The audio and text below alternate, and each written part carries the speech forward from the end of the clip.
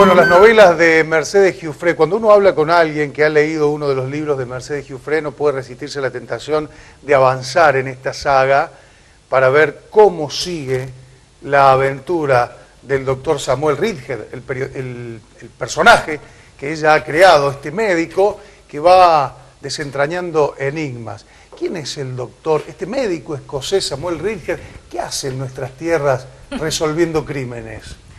Bueno, el personaje es un personaje de ficción, pero tiene un anclaje en un personaje real, digamos, tiene un referente en todo caso de la realidad que fue Joseph Redhead, que fue el médico de Belgrano y de Güemes, que era un médico que había llegado en 1805, igual que mi personaje, al Río de la Plata, convocado por Miguel O'Gorman, que era el protomédico, el fundador del protomedicato, que tenía su sede central en Buenos Aires y una sucursal, por decirlo de alguna manera, en Córdoba.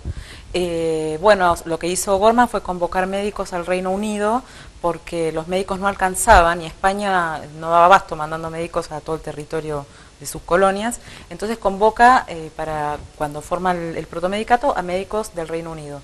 Así llega este Redhead real. Mi personaje comparte con él algunas características, como por ejemplo ser médico y cirujano y ser un naturalista. El verdadero Redhead, cuando se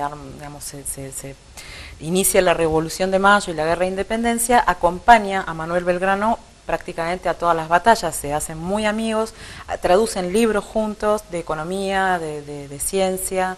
Y bueno, cuando fallece Belgrano es el médico que lo atiende, a quien le regala su reloj Belgrano, el reloj que desapareció, por decirlo elegantemente, del Museo Histórico Nacional, para nuestra vergüenza y oprobio, que todavía no se encontró, ¿no? Pero hay objetos, el otro día le comentaba, hablábamos con Cristina y le contaba que hay objetos de Redhead y de Belgrano en un montón de museos desperdigados por el país, y yo cuando investigaba para crear a mi personaje, no para crear a mi personaje porque ahora les cuento cómo fue que apareció este personaje, ¿no? Pero cuando investigaba para las novelas encontré estos objetos, por ejemplo en el Museo Histórico de Luján, hay un chaleco de Joseph Redhead, hay una tabaquera que le regaló él a Belgrano y que está grabada y dedicada a Belgrano.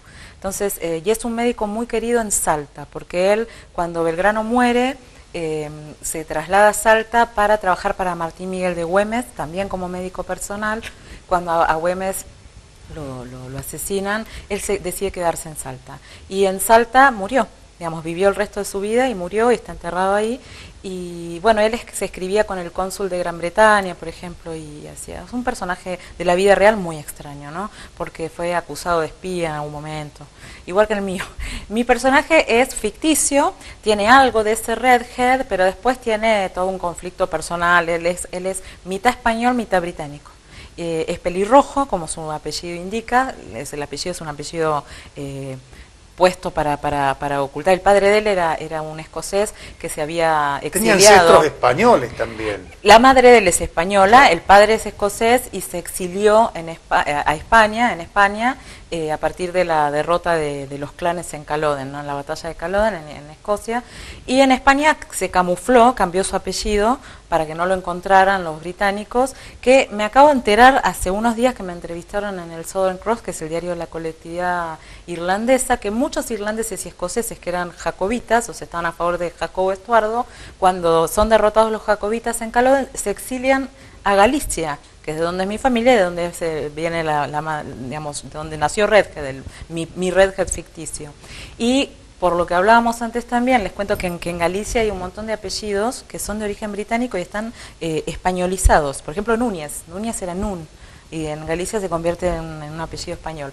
Entonces, esta doble identidad, esta cosa conflictiva, porque Gran Bretaña y España estaban en guerra constantemente, y mi personaje se crió en España, pero volvió a Gran Bretaña, la Gran Bretaña de su padre, para estudiar medicina en Edimburgo. Entonces, como en Gran Bretaña no encaja, porque lo ven como español, y en España no encaja, porque lo ven como británico, se viene al Río de la Plata siguiendo la convocatoria de O'Gorman. Pero acá tiene tan mala suerte que invaden los ingleses justo cuando él hace un año que está acá. Entonces es un personaje que está en conflicto, es un personaje del que todos sospechan. Siempre en las novelas hay alguno que lo acusa de espía.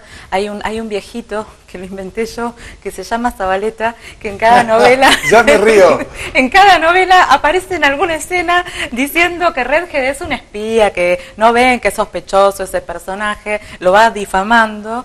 Y en Zabaleta es el famoso que mete ficha. Que llega, para decirlo así en términos vulgares. Sí, que va a las tertulias y Redhead siempre, además que va transformándose a lo largo de la serie de novelas, porque en la primera novela, Deuda de Sangre, él es como el típico británico que nosotros imaginamos, ¿no? Que después los británicos reales no son así, pero como él siempre se los ve como que son flemáticos y como apergaminados, ¿no? Redhead es así cuando llega, ¿no? Medio, diríamos en criollo, medio cortado, ¿no? Medio cortarrostro, como que no tiene muy buena onda con los criollos, pero después se va acriollando. A lo largo de la serie se va a ir acriollando.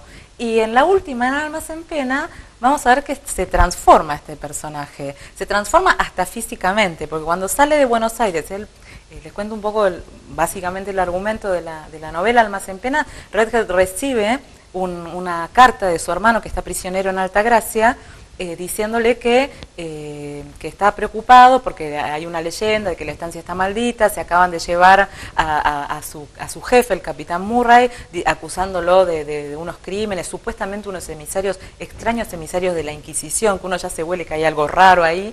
Entonces, bueno, Redhead consigue un salvoconducto para salir de Buenos Aires y ir a ayudar a su hermano, esto me olvidé decirlo, él tiene una hermana nacida en España, hija de su madre española y el padre escocés, pero tiene un hermano ilegítimo que es hijo de una aventura que tuvo su padre con una prima escocesa, con lo cual tiene un pie también en cada bando, porque la hermana vive acá en Argentina, casada con un español, un personaje andaluz que aparece también en todas las novelas. Entonces cuando su hermanastro le pide ayuda, él se ve como un poco entre la espada y la pared, porque dice, bueno, pero ¿cómo voy a ir a ayudar a un prisionero? Me voy a caer yo también en desgracia, ¿no? Y bueno, pero es su hermano, entonces bueno, decide ayudarlo. Vamos a verlo transformado. Cuando él sale de Buenos Aires, por eso Almas en Pena se llama la novela, van a aparecérsele en el camino, él va escoltado con un liberto que aparece también en todas las novelas, que es Malik, un liberto africano, y con un policía del Cabildo que se lo mandan un poco como para controlar qué es lo que hace, ¿no? Bueno, y se le van a aparecer algunos personajes y van a tener algunos sucesos extraños, muy vinculados con las supersticiones del Río de la Plata, que están también documentadas, entre comillas, porque digamos, son las creencias populares, ¿no? Claro. Y bueno, y él se va a ir transformando, lo vamos a ver, no anticipo mucho porque estos son los primeros capítulos, vamos a ver que se va a tener que sacar sus vestimentas inglesas porque son muy incómodas para andar trasladándose a caballo. ¿Cuánto tardaba una persona en llegar desde Buenos Aires a Córdoba en esa época, no? Entonces, bueno, a mitad del camino ya lo vemos que está vestido como gaucho, con la barba crecida. Se ha ido transformando. Sí, y se va a ir transformando también su personalidad. Él va a abrirse mucho en esta novela. Los lectores que lo conocen de las novelas anteriores van a ver que en esta novela se transforma. ¿Qué vas a hacer con Samuel Redhead? ¿Vas a hacer como Conan Doyle con Sherlock Holmes, que lo mató en esa cascada y después lo tuvo que hacer resucitar por pedido de todos los lectores que no se resignaban a que hubiera matado a su principal... No lo voy a matar porque lo quiero como si fuera un miembro de mi cuerpo, pero sí, esta transformación que él tiene que ver con lo que le pasó a Conan Doyle también, porque eso es algo que no dije, y es que también en este personaje de Samuel Redhead, su parte escocesa es un homenaje a Conan Doyle, que era escocés, y yo soy una fan de las historias de Conan Doyle desde los 11 años, que fue yo estudié letras en la universidad, usted me dice licenciada porque soy licenciada. Por supuesto, licenciada en letras. Pero mis lecturas, las que me siguen apasionando, son las lecturas de la infancia y de la adolescencia. Cuando veníamos hacia acá con Cristina y la amiga que nos hizo el favor de traernos, hablábamos justamente de las lecturas de la infancia y de la colección Robin Hood y de todos esos libros que a generaciones y generaciones de argentinos nos marcaron, y que quizás los chicos de hoy no tienen la suerte de encontrarse en su camino. Estaría bueno que se los diéramos. Y bueno, uno descubrió a Conan Doyle, yo lo descubrí a los 11 años y me sigue fascinando y me sigue produciendo lo mismo que a los 11 años, ¿no? Entonces, recomendale, te hago una pausa. Sí. Recomendale a los chicos que nos están viendo, 16, 17, 18 años, una mamá que dice, mi hijo no sabe qué leer, recomendale una historia de Conan Doyle, un libro de Conan Doyle, un cuento de Conan Doyle. Sí, yo lo que tengo que decir es que Conan Doyle ha corrido una suerte que no han tenido otros autores clásicos, porque se sigue reeditando. Yo en una época di clases en la escuela primaria, ya no, y me sorprendía la cantidad de ediciones que había del Estudio en Escarlata, por ejemplo. 4 o 5 ediciones, se sigue reeditando Conan Doyle, se sigue reeditando El Mundo Perdido, que es otra novela de él, que, digamos, y acá esto tiene que ver con la evolución de él. Sherlock Holmes es un personaje que es un racionalista, es el equivalente de un científico racionalista, todo lo deduce y llega a la verdad solo por ese sistema, no admite otro tipo de posibilidades. En cambio, por ejemplo, la intuición o el empirismo a veces sí, porque hace experimentos, ¿no? Pero está muy cerrado, por ejemplo, en el sabueso de los Baskerville o en el vampiro de Sussex. Él dice, esta agencia no investiga cosas sobrenaturales, todo tiene que ser, ¿no? Es un racionalista. Pero Conan Doyle creó otro personaje, que fue el profesor Challenger, y Challenger habla de este cambio, ¿no? Este change que hay en Conan Doyle, que es un científico empirista, ¿no? Digamos, ya deja lo racional tan de lado, y es un científico que está un poco desilusionado de la ciencia de su época y la cuestiona. Y este científico aparece en varias novelas, por ejemplo en El Mundo Perdido, que es la primera, y termina en La Tierra de la Bruma haciéndose espiritista, como Conan Doyle, y creyendo en las almas, en los espíritus. Entonces yo traté de reflejar este cambio en Almas en Pena, en Redhead, que les anticipo que no va a dejar de ser quien es, no es que va a decir, listo, creo en los espíritus, ni mucho menos. Eso no, él va a encontrar una explicación racional, por supuesto, para todo, pero hay algo que no puede explicarlo. Y entonces ahí lo que va a hacer es abrirse a una experiencia, digamos, se va a hacer un científico empirista, pero se va a abrir a todo tipo de experiencias. Vamos a ver qué pasa con este personaje. ¿Qué me recomendás para los chicos de Bueno, Conan Doyle? el Estudio en Escarlata, seguro, pero también Las Aventuras de Sherlock Holmes y El Mundo Perdido, desde ya. El Mundo Perdido, que además habla de dinosaurios y que tuvo esta reescritura con Jurassic Park, ¿no? Que, claro, digamos, que los chicos se fascinaron con... Es que son los clásicos no pierden actualidad, no tenemos que tenerles miedo, al contrario. Digamos, sumar lo nuevo y seguir leyendo los clásicos. Bueno, vamos a seguir hablando de Almas en Pena, que se presenta mañana en Altagracia con la señora Cristina Bajo. Están todos invitados en la Casa de la Cultura. La última novela de Mercedes Giuffre, no se lo pierdan. Y hoy estamos regalando uno de sus ejemplares.